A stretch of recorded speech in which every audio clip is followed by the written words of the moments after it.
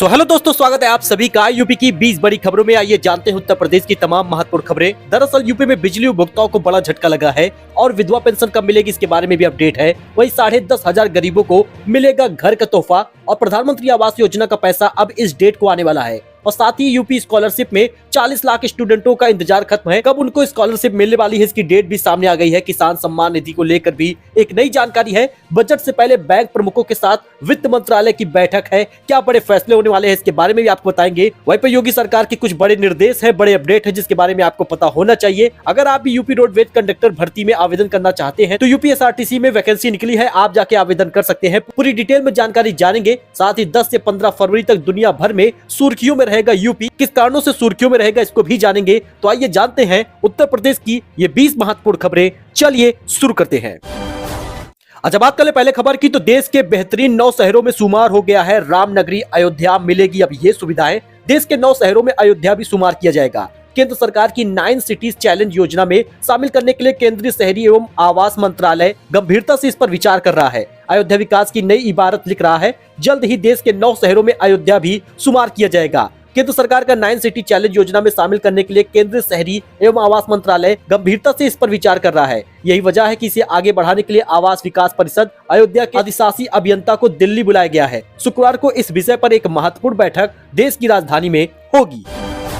तो अगर आप बिजली का कनेक्शन कराने जा रहे हैं, बिजली उपभोक्ता है, तो आपको एक बड़ा झटका लगेगा। यूपी में बिजली उपभोक्ताओं को बड़ा झटका लगने वाला है क्योंकि कनेक्शन लेना अब 20% महंगा होगा। यूपी बिजली उपभोक्ताओं को झटका लग सकता है। पावर कॉर्पोरेशन के प्रस्ताव को हरी झंडी मिली तो प्रदेश में नया बिजली कनेक्शन लेना 20% तक महंगा हो जाएगा। विद्युत नियामक आयोग में दाखिल पावर कॉर्पोरेशन के प्रस्ताव को हरी झंडी मिली तो प्रदेश में नया बिजली कनेक्शन लेना महंगा हो जाएगा। उपभोक्ता को नया कनेक्शन लेने के लिए वर्तमान दरों की तुलना में 15 से 20% तक अधिक पैसे देने होंगे। दरअसल कॉर्पोरेशन ने प्रस्तावित कॉस्ट डाटा बुक में उपभोक्ता सामग्रियों की दरों में 15 से 20% बढ़ोतरी का प्रस्ताव दिया है। इस प्रस्ताव पर आगामी 25 जनवरी को supply code review panel sub committee की बैठक में चर्चा होगी।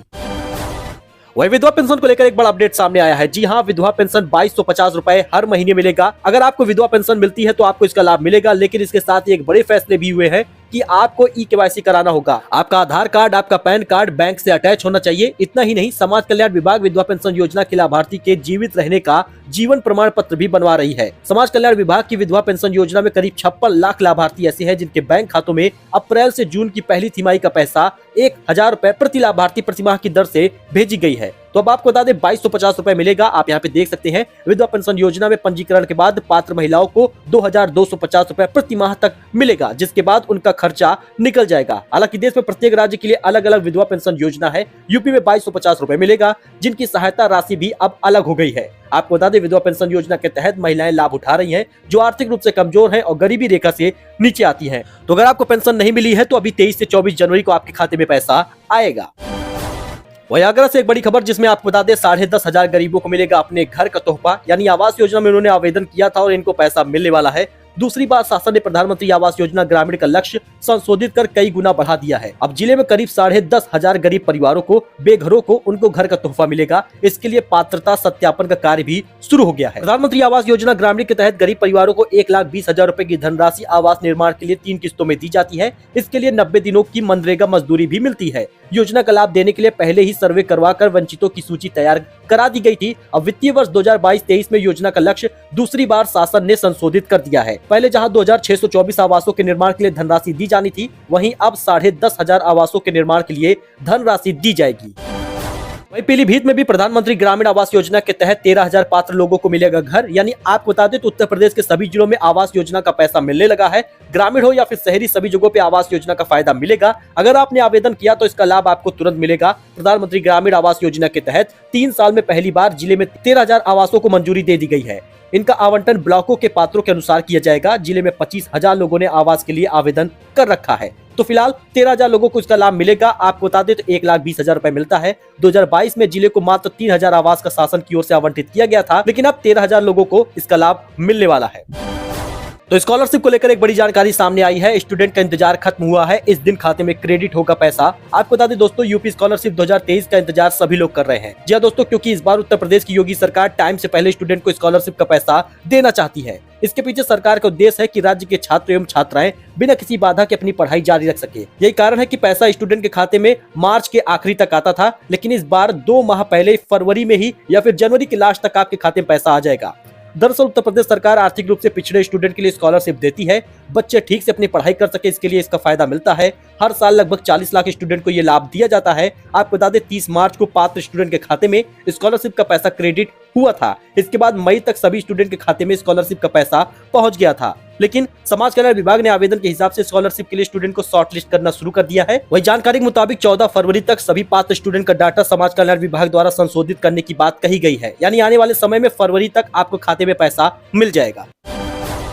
वही एफडी भी बढ़ गई है। अगर आप भी एफडी वगैरह में निवेश करते हैं तो आप जरा इस बैंक के बारे में जान लीजिए। प्राइवेट बैंक ने बढ़ाया है एफडी रेट, ग्राहकों को मिलेगा पहले से ज्यादा ब्याज। जी दोस्तों, कोटक महिंद्रा बैंक ने 2 करोड़ रुपए से कम की एफडी पर ब्याज दरों को बढ़ा दिया है। बैंक ने यह इजाफा 2 साल से लेकर 3 साल के कम एफडी पर किया है। यानी अगर आप एफडी पर निवेश करते हैं, एफडी पर पैसा अपना इन्वेस्ट करना चाहते हैं, सेविंग करना चाहते हैं, तो ये सबसे बेस्ट मौका है। कोटक महिंद्रा के 2 करोड़ रुपए से कम की एफडी पर ब्याज दरों में बढ़ोतरी की गई है।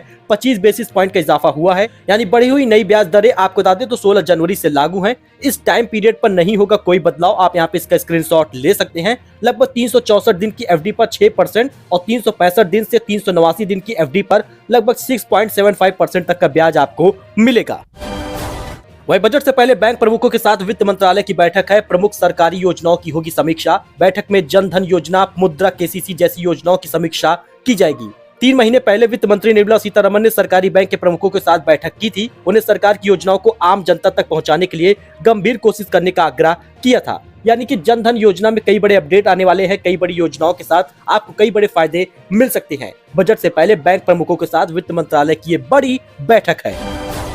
तो अगर आप भी पीएम किसान योजना की 13वीं किस्त का इंतजार कर रहे थे तो आपका इंतजार खत्म है, क्योंकि इस दिन मिलेगा 13वीं किस्त का पैसा। जी हां दोस्तों, फरवरी के पहले सप्ताह से पहले आपको 13वीं किस्त नहीं मिल सकती है। इसका कारण है कि आपको इन 4 चीजों पर विशेष ध्यान देना होगा, तभी आपके खाते में पैसा आएगा। जी हां दोस्तों, सबसे अधिक किसान उत्तर प्रदेश में है। आपको बता दें 4 शर्तों को पूरा करना होगा। पहली शर्त है कि जमीन रिकॉर्ड वेरीफाई होना चाहिए। दूसरा ई-केवाईसी होना चाहिए। तीसरी शर्त है कि बैंक खाता आधार कार्ड से लिंक होना चाहिए। वहीं चौथी शर्त है कि खाता भारतीय राष्ट्रीय भुगतान निगम से जुड़ा होना चाहिए। ये 4 शर्तें पूरे होने में अभी आपको बता दें बहुत से ऐसे किसान धारक हैं जिनकी ये चारों शर्तें पूरी नहीं है, उनका पैसा रुक सकता है। इसीलिए सरकार ने ये बड़ा मौका दिया है, जिसमें अब आपको बता दें लगभग उत्तर प्रदेश में ही 2 करोड़ से ज्यादा किसान धारक हैं जिन्हें 11वीं किस्त मिली थी। 12वीं किस्त में संख्या घट गई लगभग 1 करोड़ 79 लाख। इसीलिए सरकार ने बड़ा मौका दिया है। हर गांव में 16 जनवरी से एक विशेष अभियान शुरू किया गया है।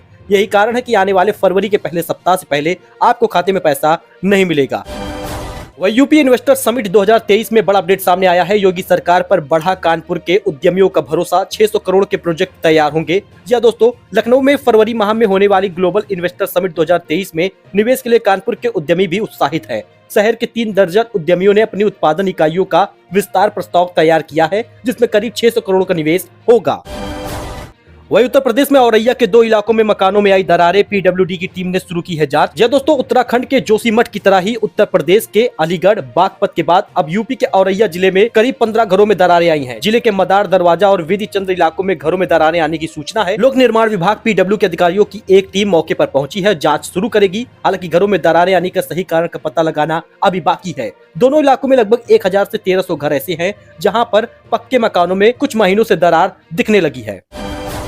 इसके साथ ही दोस्तों यूपी एसआरटीसी में बड़ी भर्ती निकली है। यूपी रोडवेज कंडक्टर भर्ती में फिर से आवेदन का मौका है। उत्तर प्रदेश परिवहन निगम में नौकरी का सपना सजोने वाले युवकों को एक और मौका मिला है। रोडवेज में 265 पदों पर कंडक्टरों की भर्ती रद्द कर दी गई है। नए सिरे से विज्ञापन इसी महीने जारी किया जाएगा। यही कारण है कि अब भर्ती में अनुसूचित जाति के 56, अन्य पिछड़ा वर्ग के 72 और सामान्य वर्ग के 119 और 13 पद आर्थिक रूप से कमजोर वर्ग के लिए आरक्षित किए गए हैं। इस पे आवेदन का मौका है। 265 पद खाली हैं, जिस पे आप आवेदन कर सकते हैं।